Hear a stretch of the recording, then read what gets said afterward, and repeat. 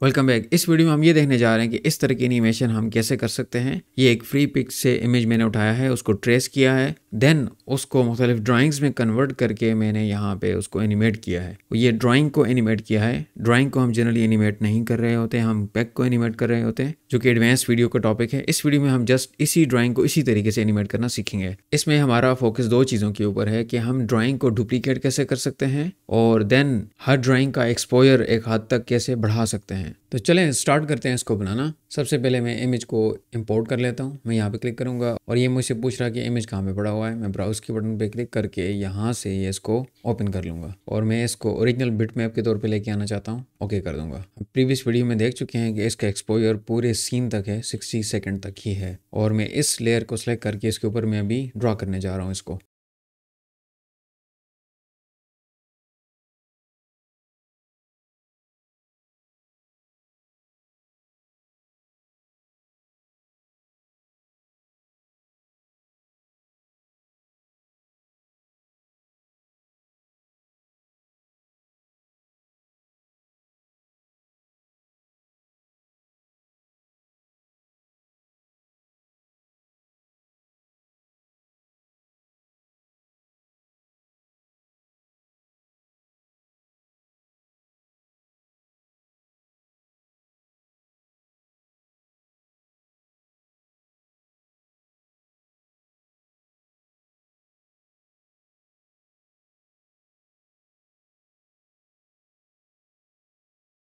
अभी ये मैंने आपके सामने ट्रेस कर लिया सारा कैरेक्टर। अभी मैं सेलेक्ट टू लेके कंट्रोल ए करके इसकी लाइनों का साइज़ बहुत कम कर देता हूँ। मैं इसको लेट से 3 कर देता हूँ तो इसकी लाइनें बहुत ज़्यादा बारीक हो चुकी हैं। अभी देखें ये बहुत बारीक लाइनें हो चुकी हैं। और जहाँ पे ये एक्स्ट्रा हिस्से हैं मैं कटर टूल लेके इनकी सफाई कर दूँगा।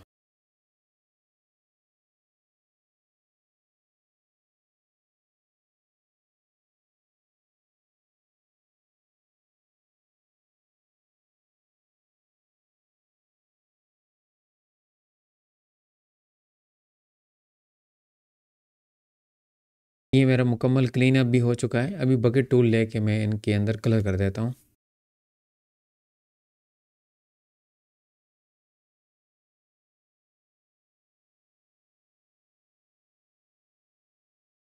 तो मैंने पत्तों के दरमियान में भी कुछ लाइनें लगा दी हैं तो अभी ये मज़ीद खूबसूरत हो चुका है। अभी मैं एक बैकग्राउंड लेयर ऐड कर देता हूँ कलर कार्ड के ज़रिए और कलर चेंज करने के लिए मैं यहाँ पे डबल क्लिक करूँगा और इसका कोई शौक सा कलर रख देते हैं। यहाँ पे जाके इसका मैंने ये कलर सेलेक्ट कर लिया और इसको मैं कर देता हूँ बंद। और जैसे ही मैं इस लेयर को सेलेक्ट करूँगा ये मेरे जो स्क्वायर हैं ये गायब हो जाएंगे। तो ये मेरा फ्लावर है। अभी इस ड्राइंग का एक्सपोजर सिर्फ एक फ्रेम के ऊपर है, यानी कि ये ड्राइंग सिर्फ और सिर्फ एक फ्रेम के ऊपर एग्जिस्ट करती है। जैसे ही मैं दूसरे फ्रेम पे जाता हूँ ये गायब हो जाती है बिकॉज इसका एक्सपोजर एक फ्रेम है। तो इसका एक्सपोजर इंक्रीज करने का तरीके मैं ऑलरेडी आपको बता चुका हूँ कि आप कीबोर्ड के ऊपर जाके प्लस के बटन दबाएंगे इस फ्रेम को सिलेक्ट करके तो आपका एक्सपोजर बढ़ता रहेगा। लेकिन अगर मैंने किसी ड्राइंग का एक्सपोजर 100 तक बढ़ाना है तो क्या मैं 100 दफ़ा फिर कीबोर्ड पे दबाऊंगा? कोई इसकी शॉर्टकट होनी चाहिए। फॉर एग्जांपल मैं अभी 40 फ्रेम के ऊपर जाता हूँ और अभी मैं चाहता हूँ कि ये मेरा एक्सपोजर खुद बहुत 40 फ्रेम के ऊपर चला जाए तो मुझे इसके लिए कीबोर्ड की शॉर्टकट है F5। फंक्शन कीज़ में F5 जो होती है आपने जैसे ही प्रेस करेंगे तो आपकी सारी ड्राइंग का एक्सपोजर 40 फ्रेम के ऊपर आ जाएगा। तो अभी मैं 10 फ्रेम के ऊपर जाता हूँ और मैं ये चाहता हूँ कि मेरी ड्राइंग डुप्लीकेट हो जाए। तो ड्राइंग को डुप्लीकेट करने के लिए ये बटन मौजूद होता है। आप जैसे ही यहाँ पे दबाएंगे तो ये 2 ड्राइंगें बन चुकी हैं। तो मुझे कैसे पता चलेगा ये कौन सी ड्राइंग है? तो आप यहाँ पे एक नया व्यू ऐड करेंगे, यहाँ पे क्लिक करेंगे और यहाँ पे ये व्यू होता है ड्राइंग सब्स्टिट्यूशन। तो आप जब ऑन करेंगे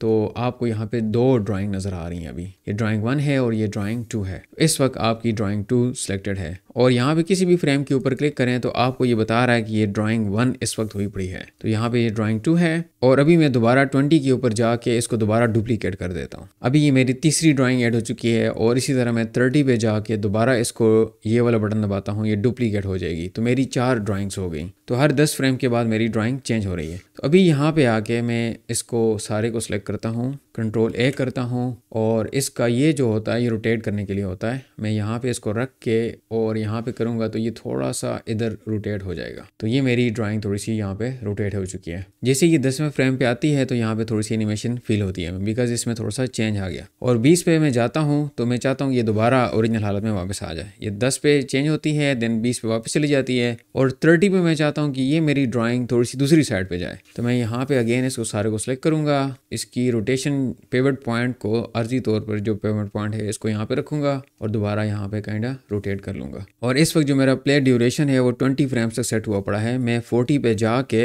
ये स्टॉप का बटन दबाऊंगा तो अभी मेरी प्ले रेंज का जो टाइम है वो 40 फ्रेम्स हो चुका है। तो अभी 40 फ्रेम्स तक मेरी एनिमेशन प्ले होगी। तो ये लूप ऑलरेडी ऑन है, मैं जैसे ही प्ले का बटन दबाऊंगा तो देखें ये एक काइंडा एनिमेशन हो रही है यहाँ पे। तो इस तरीके से ये एनिमेशन स्टार्ट हो चुकी है, जो कि दिखने में बहुत बुरी एनिमेशन है बिकॉज ये एक बहुत ज़्यादा मैकेनिक, जिस तरह मशीनें मूव कर रही होती हैं उस तरह की मूवमेंट है। जब हम रियल लाइफ में चीज़ों को एनिमेट करते हैं तो हम कर्व्स की सूरत में एनिमेट कर रहे होते हैं, ये रोबोटिक मोशन हो रही है। तो हमारी इस वीडियो का मकसद ड्राइंग को डुप्लीकेट करना था कि आप इस तरह ड्राइंग को डुप्लीकेट कर सकते हैं, फ्रेम के एक्सपोजर को इस्तेमाल करना था और यहाँ पे देन एनिमेट करना था। हम फ्यूचर की वीडियोस में देखेंगे कि हम इन कर्व्स का कैसे इस्तेमाल करेंगे जो आपकी एनिमेशन को बिल्कुल रियल लाइफ के एनिमेशन के करीब तरीन ले आती हैं, जो कि हम फ्यूचर की वीडियोस में डिस्कस करेंगे। तो इस वीडियो में हमने यही देखा कि हम किस तरीके से ड्राइंग जो कि एक फ्रेम के ऊपर बाय डिफ़ॉल्ट हम करते हैं और देन उसका एक्सपोजर बढ़ा के उसको डुप्लीकेट कैसे कर सकते हैं और उससे फिर मज़ीद ड्राइंग कैसे कर सकते हैं। तो इस वीडियो में इतना ही, मिलते हैं नेक्स्ट वीडियो में किसी और टॉपिक के साथ।